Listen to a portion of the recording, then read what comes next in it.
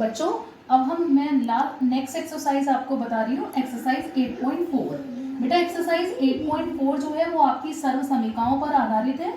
मैंने आपको सर्व समीकरण 3 बताई थी और इन सर्व समीकरणों को मैंने जो मंडे की क्लास में आपको लास्ट वीक मंडे की क्लास में जो नोट्स प्रोवाइड कराए थे उसमें ये सर्व समीकरण पॉइंट नंबर 6 पे है।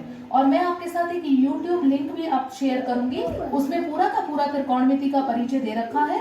तो जैसे ही उसमें पॉइंट 6 आएगा तो आपको ये सर्व समीकरण भी उसमें क्लियर हो जाएंगी। इन सर्व समीकरणों का प्रूफ भी मैंने कर रखा है, वो भी आपको जो YouTube लिंक मैं दूंगी उस वीडियो में वो सब क्लियर हो जाएगा। बच्चों इस एक्सरसाइज 8.4 में टोटल क्वेश्चन है 5, जिनमें से कुछ क्वेश्चंस मैं आपको क्लास वर्क में अभी करवाऊंगी, वीडियो के माध्यम से आपको समझाऊंगी और होमवर्क से ये क्वेश्चन आपको सॉल्व करने हैं। ये दोनों ही आपको मैथ्स की फेयर कॉपी में अपना नोट कर लेना है।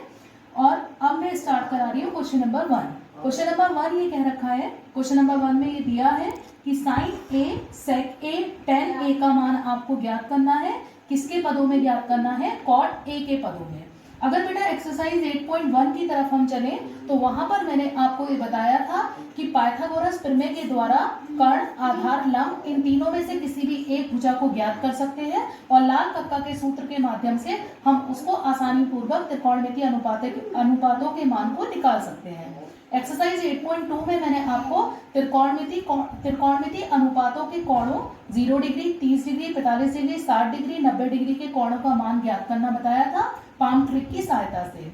एक्सरसाइज 8.3 में मैंने आपको ASTC चार्ट का यूज बताया था, जहां पर एंगल आपके 18 डिग्री, 20 डिग्री, 25 डिग्री इस तरीके से दे रखे थे। एक्सरसाइज 8.4 में आपको बेटा एक त्रिकोणमितीय अनुपात का दूसरे त्रिकोणमितीय अनुपात से संबंध दिखाना होता है, तो उसमें हम हमेशा सर्व समीकरणों का ही प्रयोग करते हैं। जैसे कि क्वेश्चन नंबर 1 में सवाल में अगर आप देखेंगे, आपको इन त्रिकोणमितीय अनुपातों का मान ज्ञात करना है और किससे संबंध निकाल के ज्ञात करना है? दूसरे त्रिकोणमितीय अनुपात से।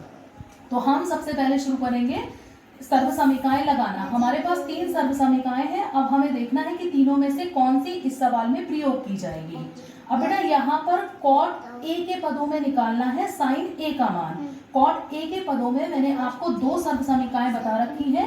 एक बता रखी है sec square equal to 1 plus ten square. वहां अगर 10 का उल्टा कर दोगे, यानी 10 को अगर 1 अपॉन कॉट ए कर दोगे तो उस सर्व समीकरण का प्रयोग भी इसमें कर सकते हैं। फिर दूसरी सर्व समीकरण मैंने आपको बताई थी cosec square theta equal to 1 plus cot square theta. अगर हम तीसरी सर्व समीकरण यानी कि cosec square theta equal to 1 plus cot square theta का प्रयोग करेंगे तो हमारे पास साइन ए भी आसानी से मिल जाएगा, क्योंकि कॉसेक का संबंध साइन से होता है और कॉट भी आसानी पूर्वक हमें उसमें सर्व समीकरण में मिल जाएगा। इसलिए हम जो यूज करेंगे वो ये यूज करेंगे सर्व समीकरण cosec square theta equal to 1 plus cot square theta.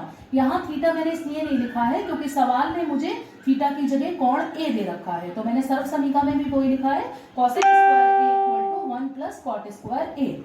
अब कॉसेक ए यानी कि इसका वर्गमूल ले लिया तो इधर हो गया under root 1 plus cot square A. अब बेटा यहाँ पर कॉट ए तो आ चुका है मेरे पास, लेकिन इस कॉसेक ए को मुझे बनाना है साइन ए, क्योंकि सबसे पहले मैं साइन ए का मान निकाल रही हूँ कॉट ए के पदों में। तो मैंने आपको पहले ही बता दिया था कि साइन जो होता है वो कॉसेक का उल्टा होता है, तो हम लिख सकते हैं कि cosec A equal to 1 upon sine A equal to under root 1 plus cot square A. अगर साइन ए को इधर ले जाएंगे तो ये नीचे आ जाएगा, तो यानी साइन ए का मान आ जाएगा 1 upon under root 1 plus cot square A. ये तो पहला आपका निकल गया है साइन ए का मान किसके पदों में? कॉट ए के पदों में। अब दूसरा निकालते हैं सेक ए का मान कॉट ए के पदों में। बेटा हमने सेक ए और टेन ए में जो सर्व समीकरण पढ़ी है वो पढ़ी है sec square A equal to 1 plus ten square A. वही मैंने यहाँ पर अप्लाई की है।